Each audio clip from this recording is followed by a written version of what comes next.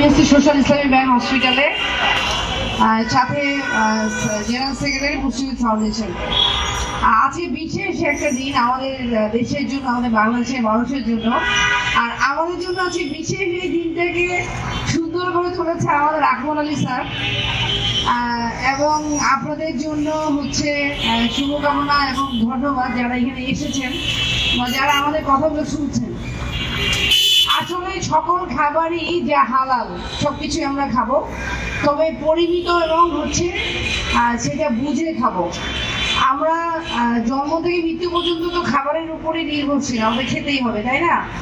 এখন এমন না যে আপনার ডায়াবেটিস হয়েছে বলে আপনি পিঠা খেতে পারবেন না, আবার সুস্থ থাকলে অনেক বেশি পিঠা খেয়ে ফেলবেন, বিষয়টা কি তাই? আমি যদি প্রতিদিন মিষ্টি জাতীয় খাবার বা তেলযুক্ত পিঠা বা মিষ্টিযুক্ত পিঠা প্রতিদিন অনেক বেশি খাই, তাহলে কি আমি সুস্থ থাকবো?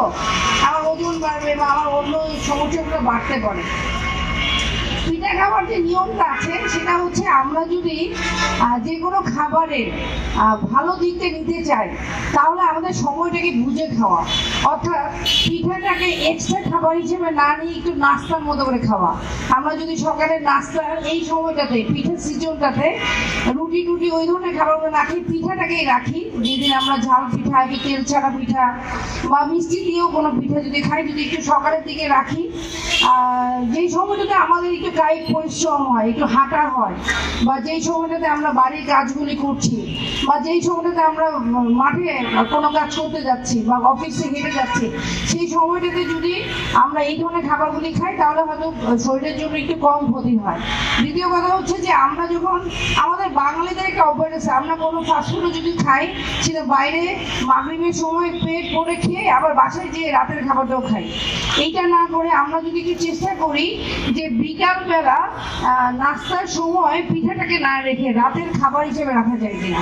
যেমন আমরা রুগীদেরকে এখন লিখে দেয় যে আমরা রাতের খাবারে চিতই পিঠা সাথে একটু সবজি রাখেন, বা চাপটি করে একটু সবজি রাখেন, বা হচ্ছে যদি যাদের মিষ্টিতে রেস্ট্রিকশন নাই, মিষ্টি পিঠাই খান, সেটা রাতে খান, মানে রাতের খাবারে খান, সেটা অবশ্যই এসার সময়, খুব রাতে না, মানে খেয়ে শুইতে যাবেন না। তাহলে আমরা খাবারটাকে, আমরা পিঠাটাকে এনজয় করব, খাবার মানে ক্ষতি যেন না হয় সেভাবে খাবো। সেটা হচ্ছে যে মেইনে নিয়ে যেতে হবে, অর্থাৎ আপনি দুপুরে, এখন যেমন আমরা দুপুর প্রায় হয়ে যাচ্ছে, এই সময়টাতে যদি আমরা পিঠা খাই তাহলে দুপুরে ভাতটাকে যেন আমরা না খাই, তাহলে অন্য শাকসবজি বা শুধু মাছ মাংসের মধ্যে যেন থাকে। এই নিয়ম করে কিন্তু আমরা পিঠা খেতেই পারি।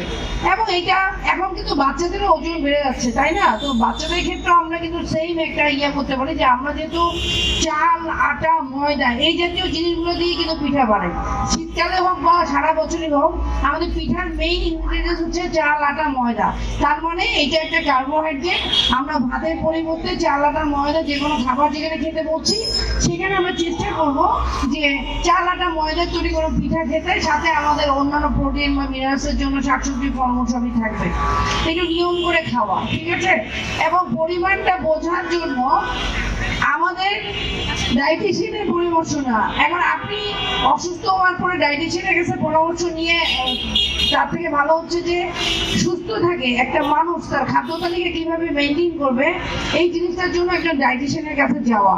হ্যাঁ, এই যে হসপিটালগুলো আছে, এই যে ডায়াবেটিক সেন্টারগুলো আছে, এখানে আমরা সবাই কাজ করছি, কোনো না কোনো ডায়েটিশিয়ান কাজ করছে, কোনো না কোনো স্যারের আন্ডারে স্যাররা ডায়েটিশিয়ানের কাজ করছে, তাদের কাছে যাওয়া এবং আপনার ডায়েট চার্টটাকে ঠিক করে নেওয়া যে আপনি সব খাবারই খাবেন, কিন্তু কতটুকু পরিমাণ খাবেন সেই ডায়েটিশিয়ান আপনাকে বলে দিবে।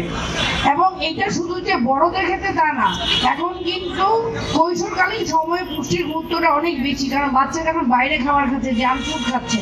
তো আমি সবাইকে অনুরোধ করব যে অবশ্যই আপনার স্কুল গোয়িং বাচ্চাদেরকে থেকে শুরু করেন এখন থেকে নিয়ম মাফিক চলা, ঠিক আছে? যেমন গতকাল আমার ছেলেকে আমি একজন ডায়েটিশিয়ানের কাছে পাঠাইছি, কারণ সে আমার কথা কত শুনবে জানি না, সে ওইখানে যে কাউন্সিলিং নিয়ে আসছে, কারণ তার ফুড হ্যাবিটস থেকে সে চেঞ্জ করতে চায়। তো এইভাবে আমরা যদি সবাই সবার দিকে একটু সচেতন হই, আমার মনে হয় এইখানে আমরা সবাই সুস্থভাবে বাঁচতে পারবো। আর রোগ তো হবেই, রোগ নিয়েই তো দুনিয়া থেকে কেউ না কেউ কোনো রোগ নিয়ে যাবে। এই রোগটাকে আপন করে এবং রোগটাকে বন্ধুর মতো করে নিয়ে চলাই হচ্ছে আমাদের উদ্দেশ্য হওয়া উচিত। সেটা হোক ডায়াবেটিস হোক, কিডনি সমস্যা হোক, প্রেশারের সমস্যা, যদি আপনি রোগটাকে কন্ট্রোলে রাখতে পারেন তাহলে হচ্ছে রোগ থাকবে আপনার বন্ধুর মতো। তো সবাই সুস্থ ভালো থাকবেন। আজকে আমি আকবর আলী স্যারকে বিশেষ ধন্যবাদ দিব যে আমাদের অনেকের আসার কথা ছিল, বাট আজকে হচ্ছে যেহেতু একটা বিশেষ দিন, সবার বিশেষ কাজগুলো পড়েছে, অনেকে ঘুরতে চলে গেছেন। তারপর আলহামদুলিল্লাহ আমাদের একজন সিনিয়র আপা আছেন যিনি কিন্তু মিরপুরে, আপা হচ্ছে মিরপুরে ডায়েটিশিয়ান, এবং সবাই কিন্তু মিরপুরবাসীকে আপনাদের কাছাকাছি তাকেই বেশি পাবেন, আমরা কিন্তু দূর থেকে আসছি।